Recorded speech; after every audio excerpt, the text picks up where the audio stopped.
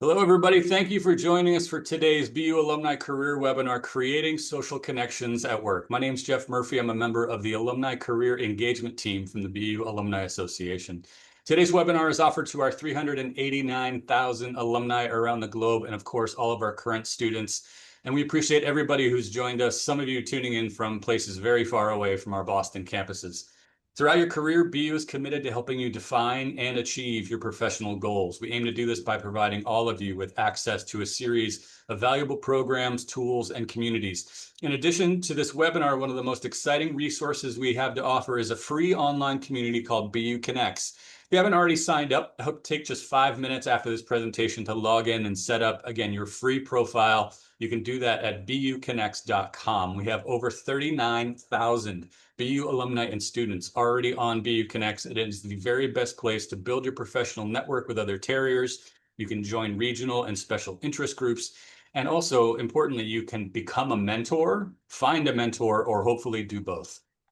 Before I introduce today's speaker, just a couple housekeeping notes. Today's presentation is being recorded and will soon be made available for on-demand viewing on the BU Alumni and Friends website, which you can find at www.bu.edu/alumni. Our wonderful speaker today is eager to answer any questions you may have, and you're welcome to submit them throughout the presentation. Again, hover over your screen and click on Q&A from the Zoom toolbar. I'll also keep an eye out on questions that might come in from the chat. And I think we're going to try to keep this a little bit interactive. I know Jill is going to ask you to weigh in on the chat as well. Speaking of Jill, it's now my pleasure to introduce BU College of Arts and Sciences alum Jill Steinberg. Jill Steinberg, PhD, is an emeritus professor at San Jose State University in California, where she taught psychology and was the director of their peer mentor program. Jill is a licensed clinical psychologist, a Salzburg Fellow, author, and the founder of MyRetirementWorks.com. She received her undergrad degree from Boston University in 1972 and her doctorate in clinical psychology from The Ohio State University in 1978. Jill taught classes and presented her research on successful retirement to universities, including Boston University, other organizations like Google, etc. Jill's research was published in the Aging Consumer Perspectives from Psychology and Economics, Routledge 2021. Jill, thank you so much for doing yet another presentation for the BU alumni community. We are always thrilled to have you here. You have done so many presentations. One of them, you've done so much work around retirement. You did a presentation for us about the importance of social connections in retirement. And we asked you to put a different spin on it to talk about, well, how do you do the same thing at work? It's kind of a different situation. So I'll turn the floor over to you. And again, I'll be happy to change your slides for you whenever you give me the, hey, Jeff, move ahead. Okay. Good. And just for business, so I just turned my mic up. I don't know if that affects what you can hear. Are you hearing me okay? Loud and clear. Okay. And Jeff will be monitoring your questions in the chat, but I'm going to go through my presentation and then we'll get to them. But you'll see, like Jeff said, periodically, I'm going to ask you because well, whether you know or not, BU people are so informed that I want to ask you your version of the research and what you think and see how it goes along with what the findings are. So what I'm going to be doing, Jeff asked me to do social connection at work, and it's really kind of hairy right now because of how things are in the real world, not just in work world and social connections. So it's particularly good timing or thinking ahead on Jeff's part to ask me to do this, because you're going to see when I present the evidence-based research on social connection, particularly at work, it really matters. You may think it doesn't, but it really matters. And from my experience now talking to people, it matters more than it's ever mattered. So I'm happy to present the evidence-based research on why have social connection, and then we'll go into the how and how to create and maintain social connection, particularly at work. So Jeff, this slide, I don't know if we work together to have the music. Do we? Oh, good. Yeah, you can play a little bit of it. I'll give it a shot. See if Zoom wants to cooperate today. This is your BU alum. I'm seeing it, not hearing it.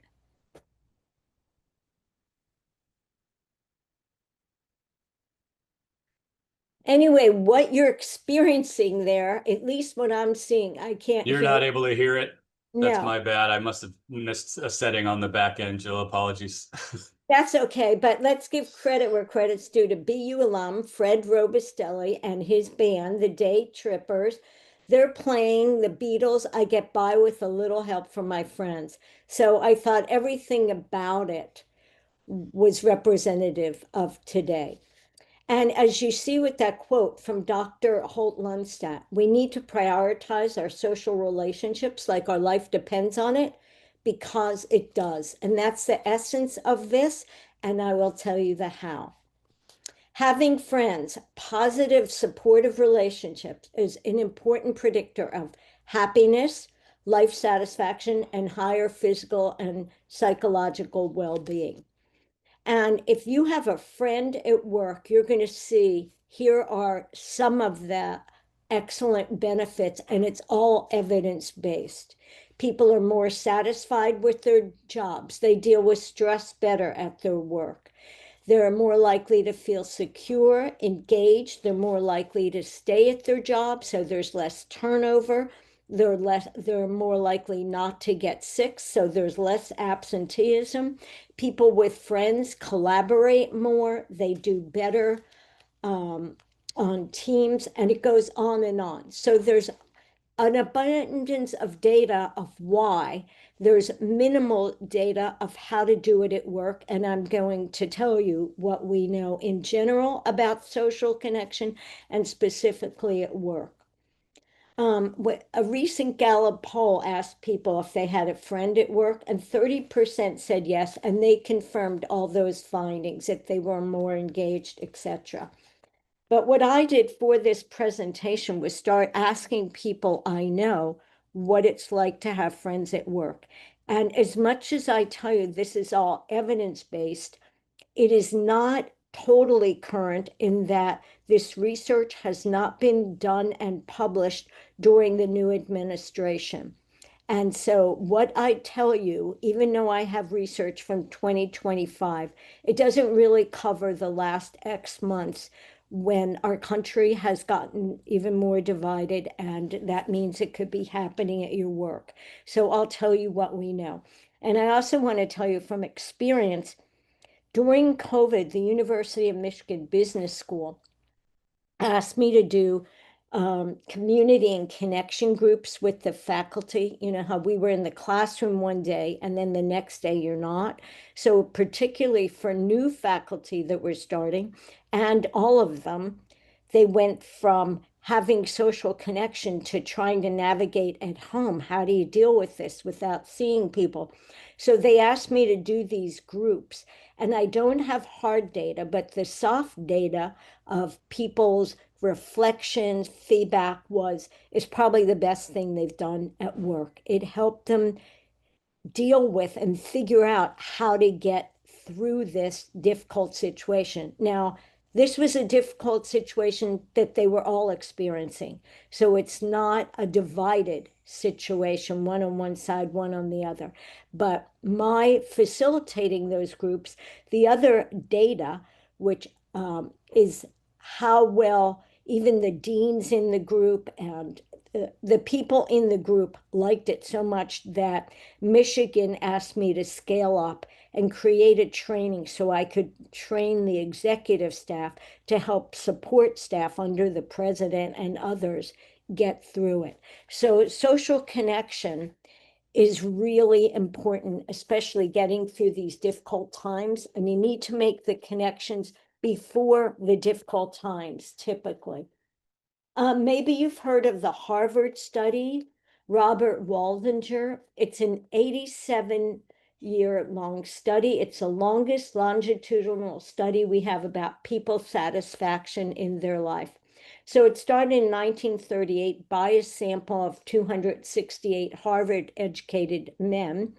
And then over the years, they expanded it to working class men, to their wives and children. So you see, it's still biased in terms of heterosexuality. Nonetheless, it's an excellent study, and it's the best we have on long term. What do people care about and what brings them happiness?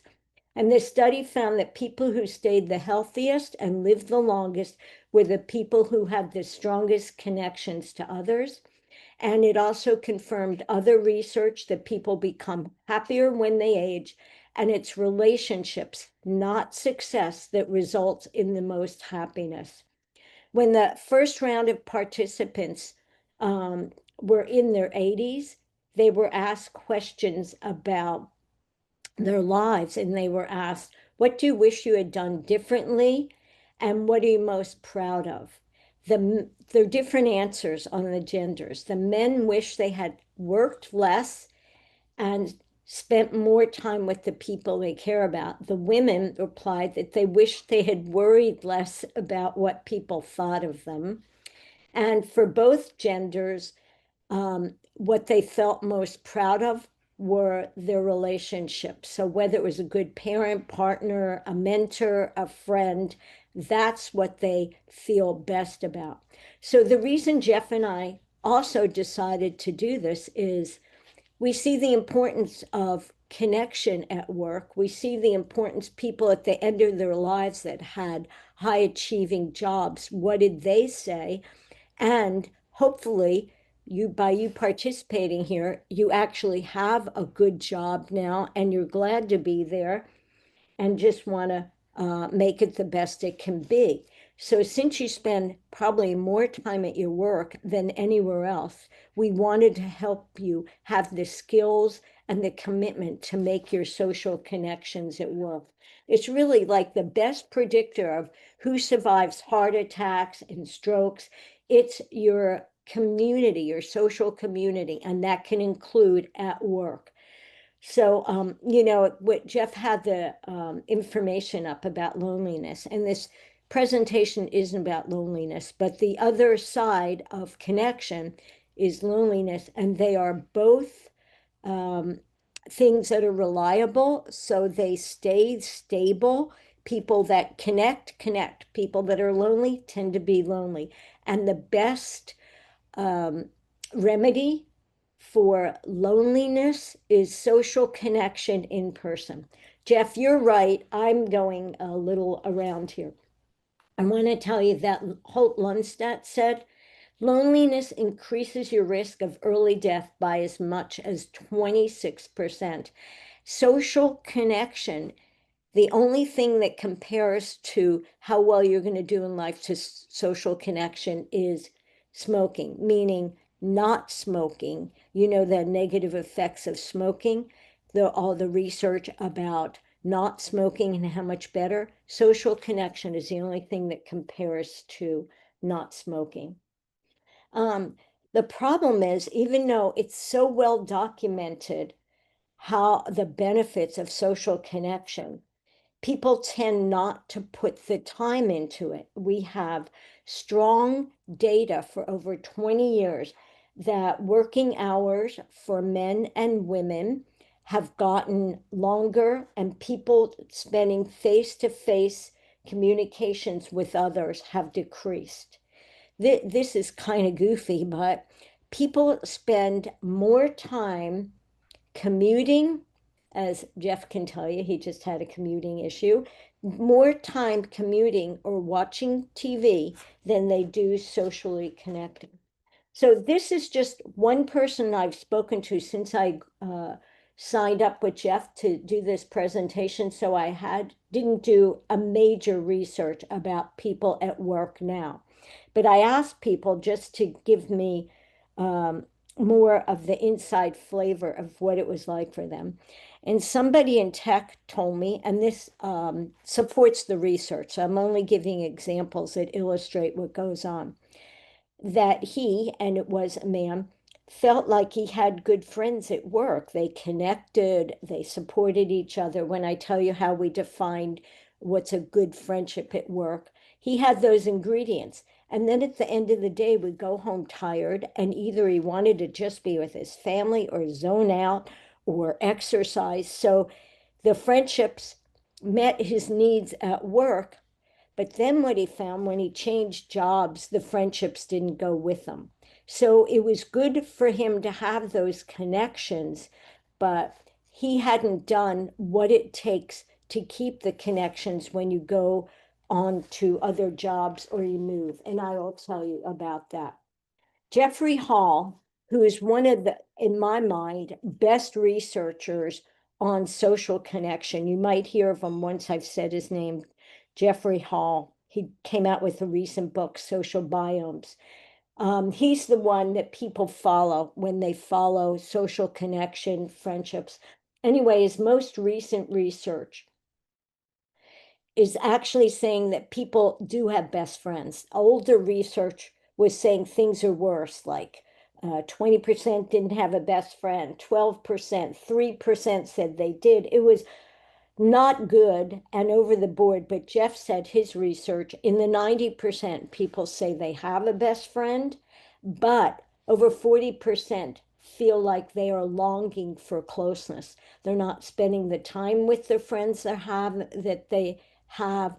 They're not having the deep closeness they have had or want. So even though they have friendships, people are longing. Over 40% of the population would say they are longing for closeness. And people say in his very current research, it's difficult to maintain friendships, it's difficult to create new ones. And 40% of people who had a best friend said it was in another city. So the good and bad of this is you're not alone. If you are feeling like I'm not having the connections I want, or how do I do this at work, you can be pretty sure that other people are feeling this. The problem is they're not making a commitment of time or energy to make things different, and they might not have the skills to make things different. So they want it, but maybe aren't able or making the time. Even if you look at the research on CEOs, somewhere in here I have the exact number, but it was over 50% would say they can feel lonely at work. It's difficult. And the research shows that besides the pleasure, the fulfillment, and health benefits you get of connecting, you've got to do it before you need it. People are willing to help people in need when they've already connected. So, of course, you know that a lot of federal workers have been fired and what they are doing. So this is in the popular research. It's not in the scientific research, but in the popular research, I read a lot of how they are joining in groups, either online or in person, to support each other. So they feel like they still have social connection. They feel like they have a purpose, something to go to and help people and get help. And fortunately, in some places, it's helped them get jobs or figure out how to make themselves more employable. This is the essence, if you're going to boil down my talk.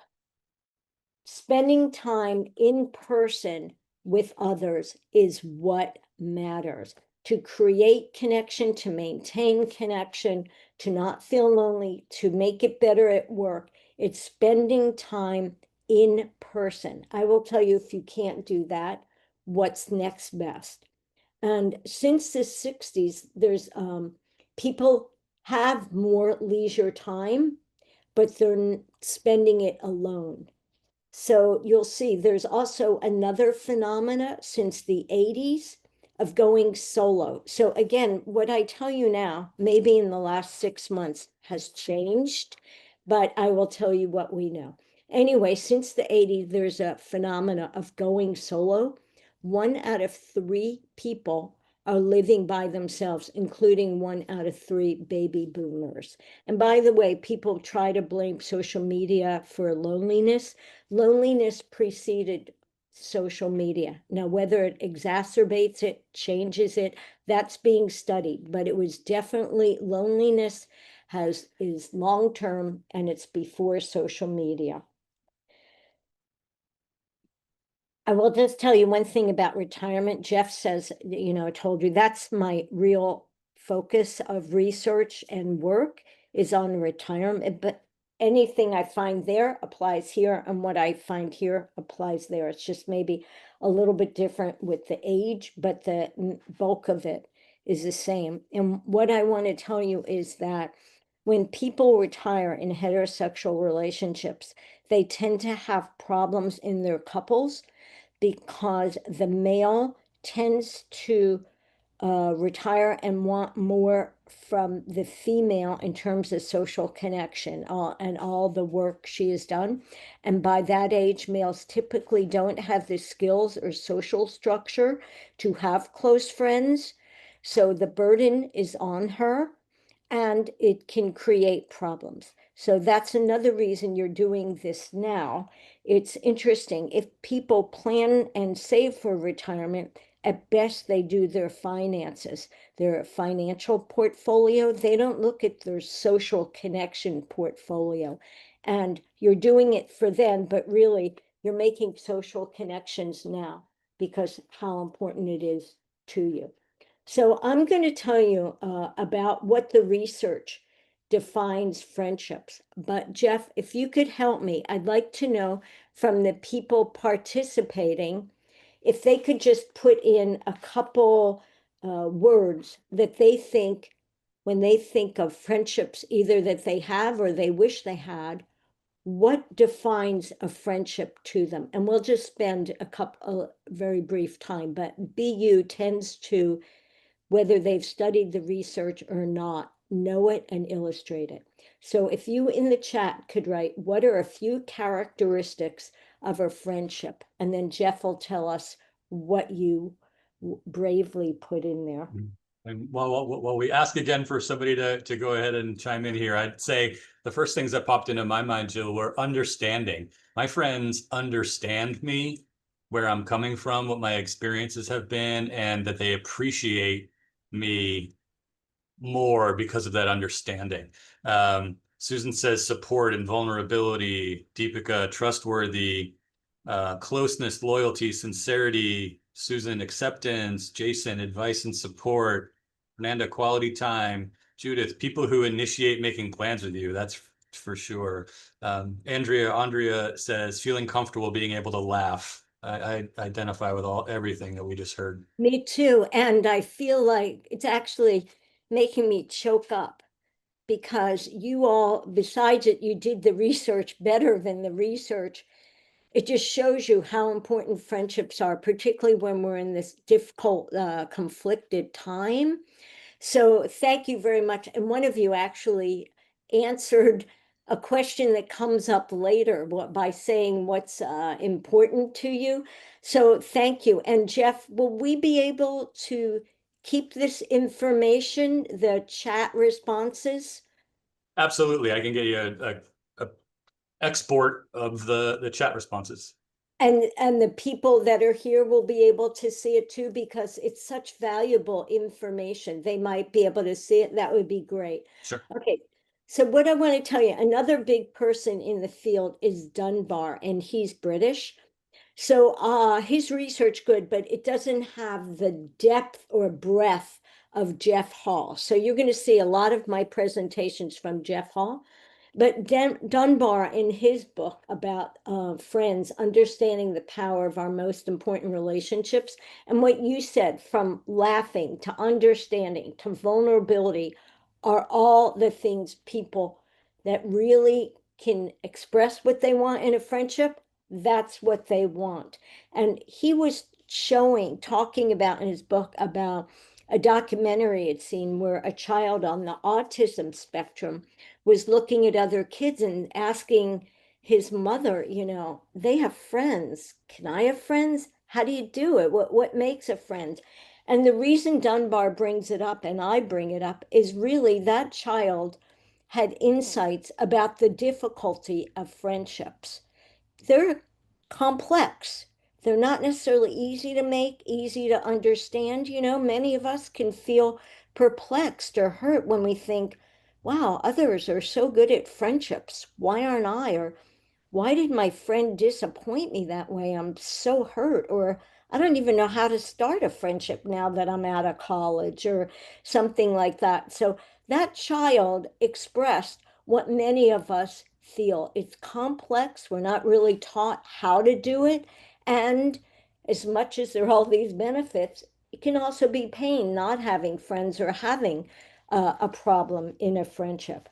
When I looked at the literature on how does research define friendship, it's too wordy. It's garbly-goop that by the end of the sentence, you're not really sure what they said. But if you look at what participants said, that we can relate to. Participants said what you said. It's people that you can count on, people that like you, that you can feel vulnerable with, that understand you, that you care enough about, that if they asked you for a favor, of course you'd say yes, and you wouldn't be too embarrassed to ask them for a favor.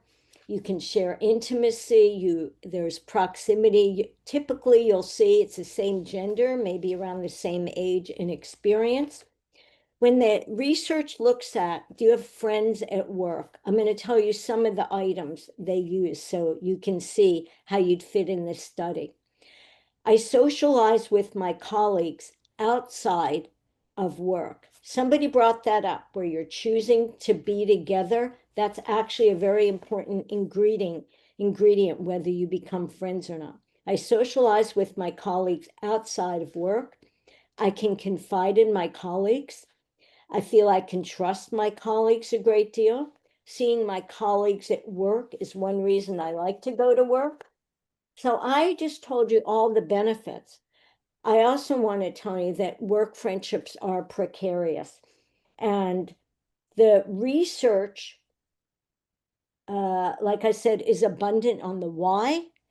It's not that great on the how to at work. So I'm telling you everything we know, well, that I found in the research. And it's not that great on telling you about how precarious work can be. So I'm going to just tell you a little bit of that before we tell you the how to. Workplace norms are different than friendship norms. Workplace norms are more like expectations of impartiality and instrumentality. And what the literature means by instrumental is at work, you have a role, you exchange job-related resources, meaning information or expertise or material or financial. So at work, the norms are more about being impartial and how do you deal with these resources. Whereas friendships are more based on affection and favoritism. So they can clash. So, as much as I've told you all the benefits of having friends, I found two studies that talked about some of the problems. One is that if you're not in the friend group, it can feel bad. You can feel left out. You can feel left out of information, resources. So, it's good for those that are in it. On the other hand, there are also gender issues at work. People, whether they're consciously aware or not, might favor males for friends because males typically have more access to resources, whether it's hiring, firing, inside information, etc., etc. Now, if you have bosses that are female, that dynamic changes. Then people say, I want women friendships. So friendships can help people collaborate, but you're seeing some of the problems. And also, it typically pre this era, and then I'll give you a little bit more example of this era. Part of the problem at work are hierarchy. So you and your friend are peers. Now your friend is your boss. Our roles can change, or you both want the same position. Now what's happened in the people I'm more experienced with is education, some with tech, and some with the government. So like NIH. People are losing their jobs, or the ones that are keeping their jobs don't it's more tense at work. And it's more sad at work and more scary. So people maybe that had grants are afraid others aren't going to get it, where people were more willing to collaborate. Now they're going more for, whoa, I have to look out more for myself. So it's affecting workplace communication and friendships. Nonetheless, every person I spoke to that had a friend at work, someone they could open up to, feel comfortable, were felt like they were handling the situation much better, and it helped them want to go to work and do the best they could do. But again, this is not a huge area of research that's published or mine. These, I'm just giving you anecdotes to illustrate what we know. I'll tell you about someone that this was pre this era, um, is Arthur, and Arthur lets me use his name. I interviewed him for my retirement research. And Arthur was 47 when he was considering and then retired from Google. And Arthur did not grow up wealthy, but he grew up hearing, if you ever get the chance to be home with your children when they're young, do it. Just as those Harvard people felt like they missed out, the research on people that are dying felt like they have missed out on relationships. Arthur was fortunate enough, he's one of the people why we have text messaging, and was an early, very early Googler. He was able to retire, and his wife, also a professional, they took the risk and retired. And his biggest fear when he was talking to me about planning for retirement was that he would lose friendship. He's very committed to his friends, and he likes friends, and he loved his job at Google, he loved his friends, and he liked talking tech. So that was his biggest fear. And if you look at people when they ask them what do they miss most about work, they will say it's if they had the connection and friendship.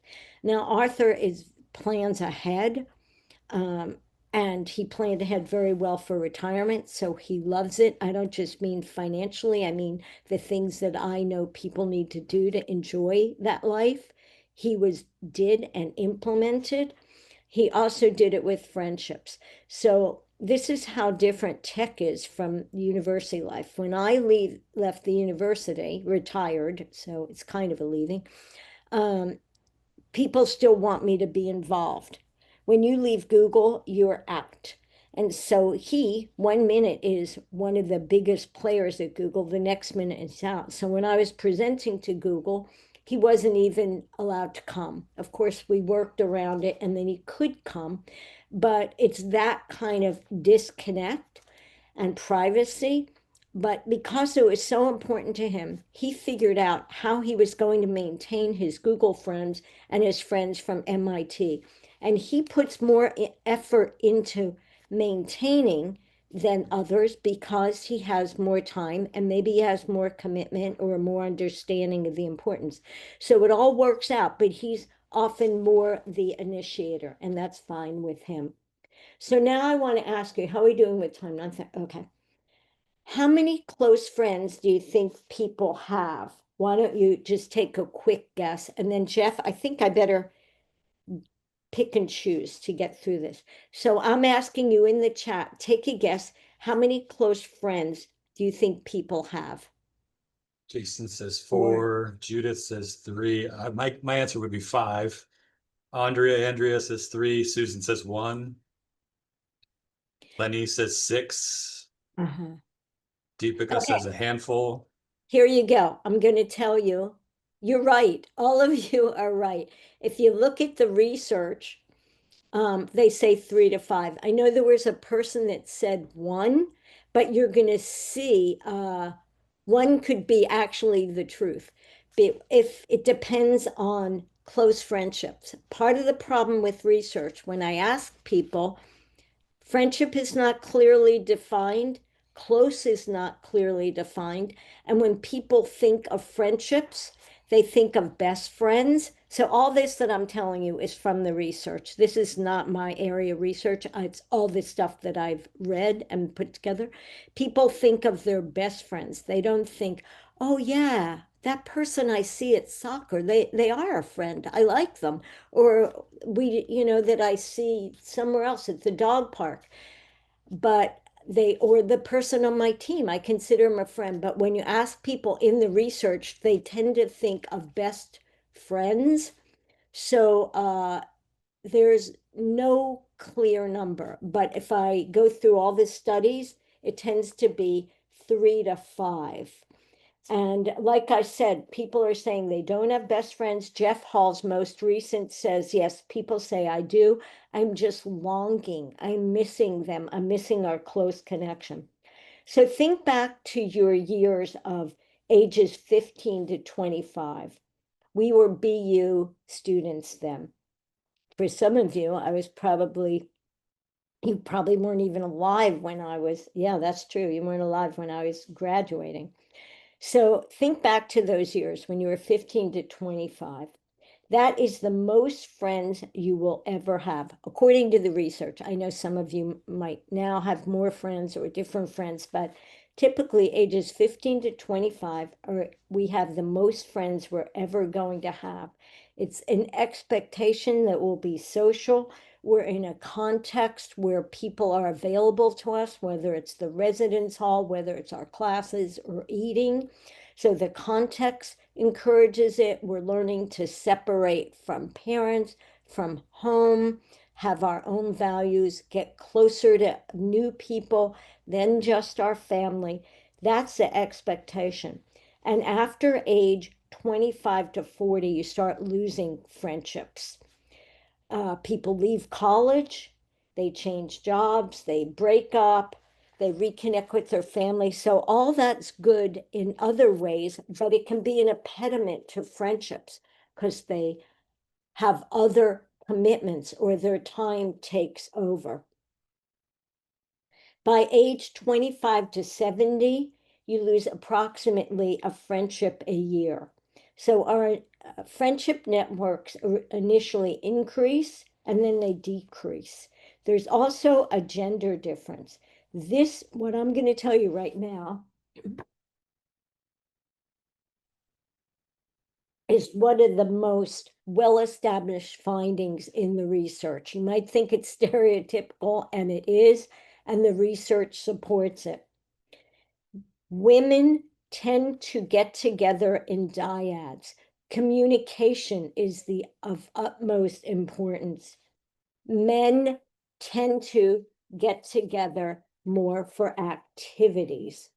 According to Dunbar, and I didn't find this anywhere else, and for males, communication really makes no significant difference. When I read Hall's research and what makes friendship, well, if you get deeper, it is the communication and how you communicate. It's funny, if you look at Facebook pictures, you tend to see females with, oh, this is a picture of me and my mother or my baby or my best friend forever or my partner. You see males, this is me skiing with my friends. This is me doing an activity with friends. It's amazing. It's a stereotype that pans out. Social networks have a very strong degree of gender homophily, meaning about 70% of women's personal social networks are with women, and that's the same for men. About 70%, we stay the same. It's unusual in older ages to have cross-gender. And of course, I'm using binary words. This is what's in the literature. So hopefully we'll get away from so binary in our expectations or the skills we learn. Now, the research does not support which is better, how males have relationships or females. My reading is you need ingredients of both for sure. So I'm changing to the how of friendship. Physical proximity, how close you live to someone, if you sit next to them at work, on a team, that matters. And if you see them as similar to yourselves, those are the foundations, the fundamental building blocks of friendship: physical closeness and similarity. The quality of the friendship depends on how much time you invest in it. I keep reiterating, it's seeing the person in person, social connection. If you want the friendship, it's how much time, but it's how you spend the time. As that child in the autism documentary said, the skills are complicated. The skills are definitely complicated and not clear. So you may enter a friendship at work or otherwise with one set of ideas that maybe you haven't even clarified to yourself, and the other person could have very different ideas. People tend to meet their friends originally at school. Once they're out of school, work is the next set of places they tend to meet them. And then after that, it can be through people they know, their family, their friends. It could be through hobbies, through their religion, through other places. But originally it was school, and then work is the highest place for where people meet them. Okay, so here's a chat question. How many hours does it take to make a friend? What's your guess? How many hours?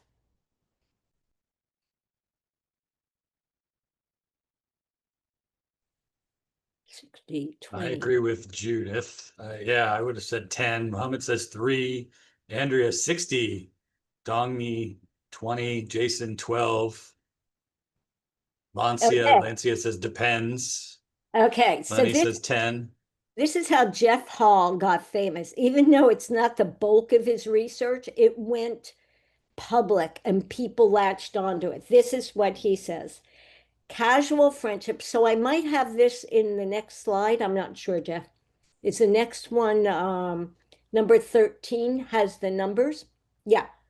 Casual friendships are 30 hours. Friendships are 50 hours. Good friends, 140. Best friendships, over 300. And another presentation I gave to BU, somebody said a lifetime, and they're right too. So that is kind of illuminating how much time and effort it takes to make friendships and maintain them. The research says that friendships can actually happen swiftly, if you consider this quickly. 3 to 9 weeks after meeting someone, you could feel like we're friends. Now, exactly which category they'd say, but where you say, hey, this person's my friend, that can take 3 to 9 weeks, more like 3 to 4 months for you to say, wow, this person, I think they're a best friend. I found a best friend. Okay, here, this might be my last chat question. What do you think's the most common friendship turning point where you go, oh, this person is my friend? What do you think happened that got you to go from, oh, I like this person, or it's going okay, to, hey, this person's my friend? What's the most common friendship turning point? So, Lenny suggested something clicks, quote unquote. yeah. I was thinking doing somebody else a favor when Oh, you need something and they do it for you, or vice versa. That I wonder if that's a turning point. Andrea agrees with me. She says an advice or a favor. Judith, great point. A kind, selfless gesture. Lancia, a shared experience. Sure. okay. Deepika says compatibility. You've determined that you're compatible with somebody. You're all saying what can make for a friendship. The literature says what the turning point from when you recognize that and become friends, really join. Somebody said join activity, and Jeff and you, someone else said kindness. Now, kindness, where you do a favor for someone or they do a favor for you, that's not in this friendship literature, but it's abundant in other literature of about happiness and what can help you. Actually, for people that are depressed, the quickest thing you could do is be kind to someone else and do a favor. So the answer in the literature is joint activity.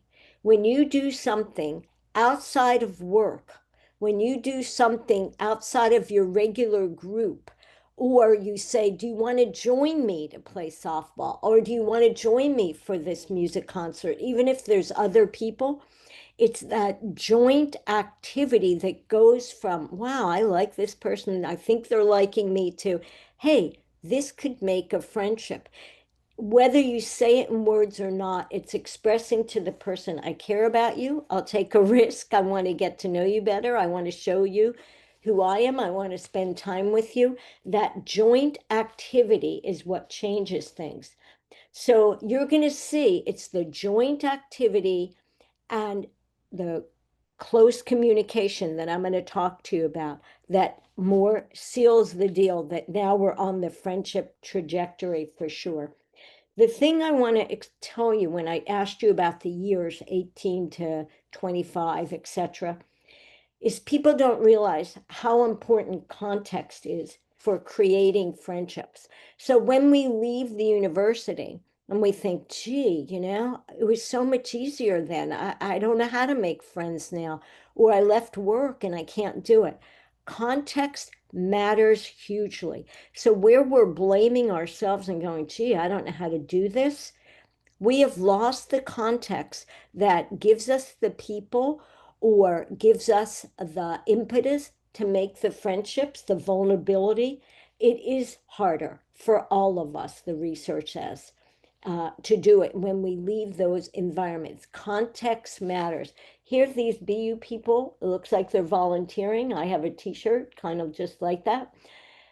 They're doing something together. So they're not having to open up necessarily about themselves and be totally vulnerable, but they are expressing in a different way. This matters to me, and I put time into doing this kind of work. So that is one way, and maybe they will do it again and recognize each other if they didn't become friends. The thing I bring up recognizing is you're going to see, I'll just tell you now, later when I tell you about Jeff Hall, what he says you need to do to have friendships, I'll give you the summary from him. One of the things is showing up and showing up at the same place. So you're going to the same dog park, or you're going to outside of work, the same place or work, you're on a team, or you see someone you like and you think, oh, I like their ideas. You're going to see from communication, you might start asking them about their ideas or their project, or you try and get on their team. Once people recognize you, they are more likely to open up to you and do that. That is a phenomenal where people look familiar. They're more likely to smile, to open up to you, to ask you about you, ask you to go down the path of social connection.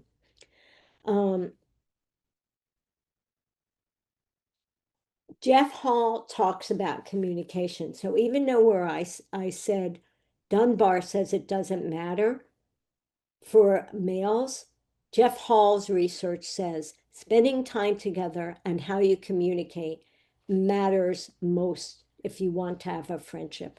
Meaningful conversation really matters, where you catch up, you self-disclose, you joke around, you express affection. It's not the small talk. Now, small talk, how are you? How's the weather? That kind of thing. Oh, your dog looks happy today. That's good to start conversations or maybe get to know each other, but that's not really the foundation of becoming close friends. The shift from superficial to more intimate discussion, and he's saying this for everybody, regardless of how you define your gender. It can happen with a shared activity and meaningful conversation, and it typically takes about a month after people meet. And his research, which it's not out yet, but he shared it with me, so it's not in press yet, is that small talk does not lead to deep friendships, although it can be useful. And social media, people think can help.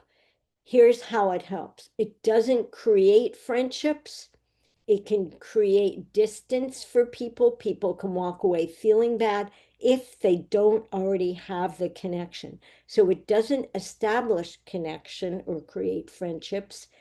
It is good if you already have the friendship. So Jeff writes about people in need when you're far away from your friends, when you're far away from your family. Social connection with people you've already are close to or have connected to can really be helpful. The best practices, according to Jeff Hall, are one, Strengthen the signal. Prioritize spending time in person. If you can't do that, then comes phone calls, then video chats, then texting, then social media or group chat. They're all better than nothing. Deepen your communication with your friendships. Be with them. Show them you care. These little times during the day where you might send a text and say, I'm thinking of you. I wonder how your doctor's appointment went. We'll talk later. All those moments matter. First, strengthen the signal. Second, increase the quality of your communication. And I think, yes, there it is. Meaning, if you want to be a good friend, you need to listen to people, not just tell them what to do or just tell them what you're going through. You need to listen to others. You need to reach out. You need to show initiation that you care about them and express feelings of caring. And I know that can be complicated at work because you don't want it to be misconstrued, but you can still tell people that you were glad they came to your presentation or their comments were important without saying, I really care about you. And maybe later you'll be able to say that, but that expresses it to others.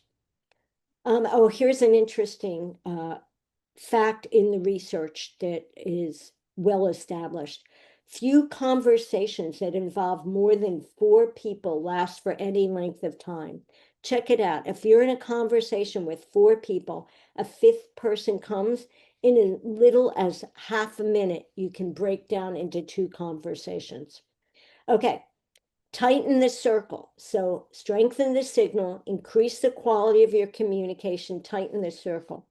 This research focuses on spending time with people that you care about is much more beneficial than getting to be with strangers. However, both are important because you're not going to be close with people unless you're open to strangers or support other people, whether it's a neighbor or whoever.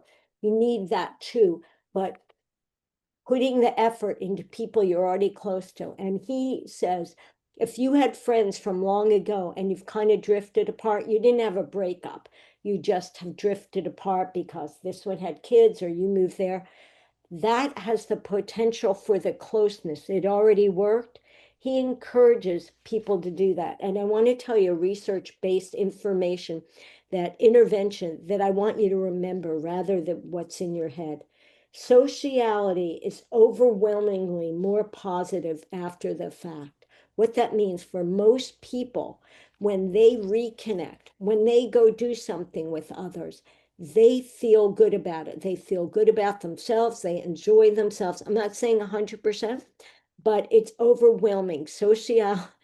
People socializing feel better about it after the fact than they thought they were going to do it. So remember that rather than what's in your head. If you're feeling hesitant to talk to a stranger or to reconnect with someone or to put efforts. Last thing is make friendships a priority. Hang out with others is the best advice Jeff Hall says. If you say you're going to get together. Don't be flaky. If you can't get together, ask the person if you can reschedule. Keep in touch. Okay, last major thing I'll tell you. If you move jobs or you just move where you are, there is a window of opportunity that's about 4 to 6 months. You need to stay close to the people you moved away from, and you need to be open to new relationships. There's around 4 to 6 months where you can keep the old ones, as well as people are open to you and you're open to them in that time period. After that, lives get established, people see you as routine, and it doesn't really happen. So you need to make the effort at the beginning, if you change jobs, if you move, to seize that opportunity. Okay, I mainly gave you everything. Here's my hope for you is now that you see the importance of friendships, you're going to put the energy into it. It's going to help you get through this really hard stuff or any stuff. I want you to defy the research. Don't be like those Harvard people. Create your connections, put emphasis and your energy into it. Don't wake up at, at the end of your life going with regrets. You're hearing it now. It's important, and stay in touch.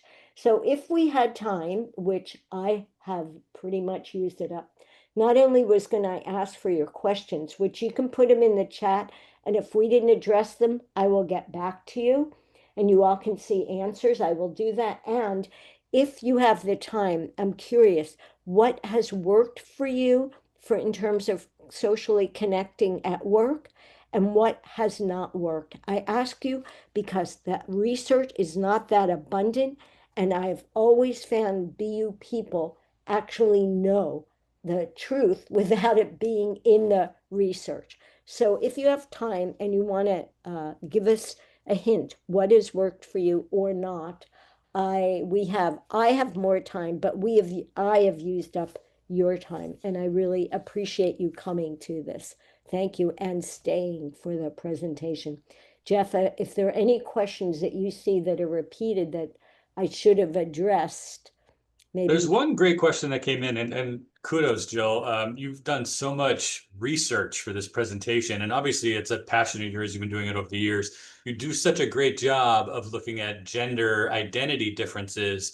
But one person was wondering, and I didn't even think to ask you this. In all of the research that you've done, have you seen anything that takes a look at ethnicity or race as it relates to differences in friendships or making friends or close connections? Yeah, I have. And the research is too minimal. Hmm. Right, right. I will tell you a little bit, but it's so minimal that I didn't put it in here. Thank you for bringing it up. But as in everything, those issues get neglected.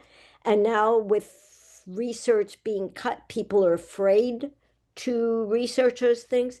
What I saw was working class and ethnic minorities, which are clearly not necessarily minorities anymore, value friendships, but family clearly comes first. In the queer community, people have to rely on friendships, chosen family more.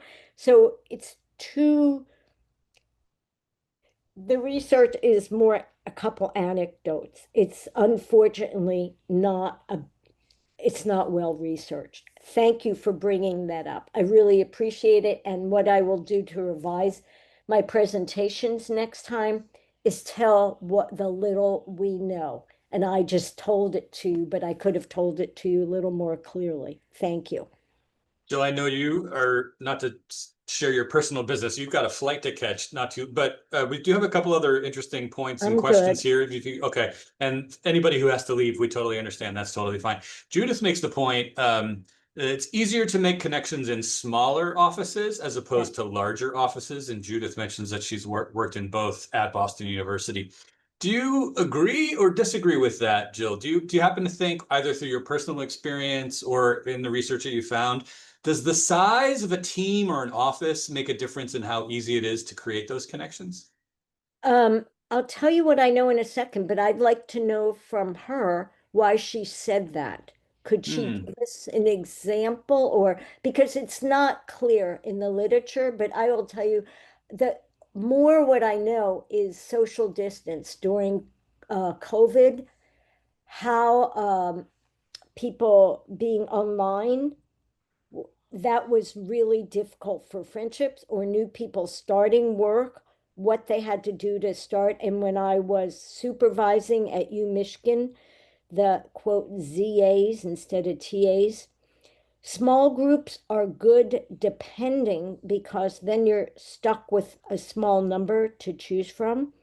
And like I said, a group that of discussion more than four leads to two different discussions. So theoretically, I would agree from what I know, but that is not studied. What did she say? Yeah, she said, more time spent with a smaller team. And I think it probably Oh, gets yeah, directly to the statistics you showed about how much time, right? If yeah. you're on a larger team, you've got less time to spend those hours with needed to create a friendship. That and it supports that point about recognizability. If you see the person over and over, they start to become more familiar, and you, the other person, are willing to take more risks and be more vulnerable to get Mhm. to know them. So, really good point. Thank you, Judith. Yeah. And lastly, Domini makes a really great point in the chat. The question is just wondering, wouldn't you want to keep your personal and work life separate? I think that speaks to, the happiness factor, the satisfaction of careers, right? If you don't have those relationships, but we're all trained to think work life separation, balance, whatever you want to call it. But how would you respond to somebody who said, "Hey, it's really important to me to keep my work life separate from my personal life"? Um, First of all, if you're anything like me, I wear a lot of things on my face. So even if you don't know what's going on with me, you can tell about whether I'm real up or not up or something. So even if I don't give you content, you have an idea things could be going on with me. What I want to say is an incredibly important point that has not been studied well enough, the complications of social connection at work. Mm, So if you're not willing to get together with that person and go out with them outside of work to share an activity, and share more vulnerability about yourself, it will not be a deep connection. And all this research supports the importance of deep connection, especially before you need it. When you really need it, your house burned down, or you lost your job, or something you found out terrible about illness in your family. Now you're needing it. People don't come to you if you haven't pre-established it. However, what that person is saying, it's complicated, because if I've shared this vulnerability about a breakup or an affair, or my child has this, or what's going on with my finances, I'm vulnerable in a way that it could be used against me. Or if now you get the position and you're my boss, it could be very uncomfortable. So you're bringing up that is more risky at work. On the other side, that's where people say, I made my friend. That's where people are saying, I need my friends. That's where you're spending your time. So I would say, to answer this person, go slowly. mm, Be be aware. And the people that I'm asking now that are dealing with all the changes in jobs, from people with high positions at NIH, from people at university where they've had to change their titles or the work they're doing, or their colleagues are being fired, the ones that have connections are saying, even though it's difficult, it's so much better for me. That's not hard data. We don't have that, but the research supports it's really important. And it just doesn't address well enough what you're bringing up, the complication. So I would say I am not on the side of keep your work and home life totally separate if you want close connections. However, if mm. you get them all outside of work, and you have the time and energy, which most people don't, it's it could be that you say, no, this works for me. I would not say that's not a good idea. If it works for you and you're having that closeness, that's great. 100%, Jill. I think you nailed that right on the head. And so much of what you've done for BU over the years, you've nailed on the head with some really thoughtful research and interpretation of what that research says and how people apply it to their lives. So again, my friend, I just want to say thank you so much for doing this for BU and for me. And you know this, and we've had some people who've needed to jump off, but I personally have had some pretty close friends leave BU recently, and that's been really hard. And so to see some of these statistics and hear some of the research, it's really reinforcing about what I've been feeling. So again, on behalf of everybody at BU, Jill, thank you for doing this for us. Thank you, Jeff. And if you heard Jeff use the word friend, we've been working together from a distance for maybe 15 years or something. And we have established a friendship. We're very fortunate. Yeah, Thank you. Thanks, I'm Jeff. fortunate. I want to thank all of you for tuning in. Thanks for sticking, or those of you who were able to stick around, thanks for going over time here. I want to thank everybody who's donated to support the university. If you'd like to have an impact on the next generation of terriers, I hope you'll join me in making a gift to BU at bu.edu/give. Our next alumni career webinar is coming up next Thursday, November 13th. It's called Future Ready Leadership, How to Build a Bench, the idea of having a bench of leadership. You can sign up for that now on our website at bu.edu/alumni. Always keep an eye on our alumni events calendar for things happening in cities around the world and online. And thank you, everybody. Have a great day or a great evening wherever you might be. And Jill, hope the rest of your day in California is wonderful. And we'll talk to you soon. Okay, thank you. Thanks all. I wish you all luck.